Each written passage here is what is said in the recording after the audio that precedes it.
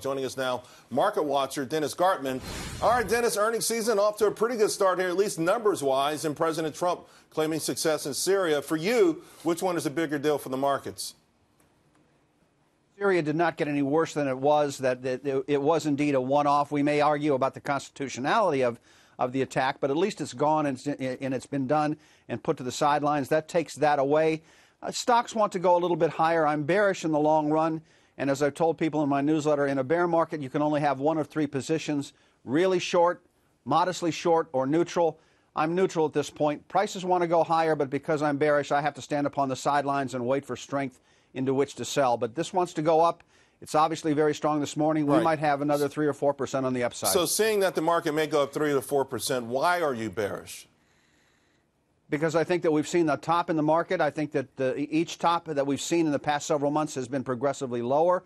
Each low has been progressively lower. That's the hallmark of a bear market. This is going to be nothing more than a good, solid bear market rally. And I've learned over 45 years of being in the markets that one can only adopt long-term positions, and my long-term outlook is bearish of stocks, I think. So therefore, the best that I can do, the most bullish that I can be at this point, is to be dead neutral, which is not such a bad place to be. No, well, it certainly hasn't been in the last couple of months. Hasn't been a bad place.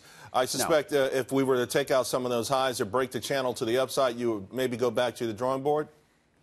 If that's what happens, I will have no choice but to go back to the drawing boards. But right now, the market's telling me that being bearish and standing upon the sidelines, waiting to sell into strength, is the proper place to be, Charles. Now, another thing that the market's been waiting for, to see the impact of the tax cuts. We're hearing about it from corporate America, and we've heard about all the big things.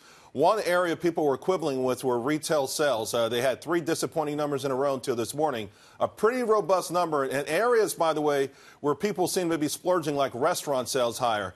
What do you make of that? Well, I'm with Stephanie Pomboy. I thought she had a very good explanation of what's going on, and I think you're going to start to see savings rates increase.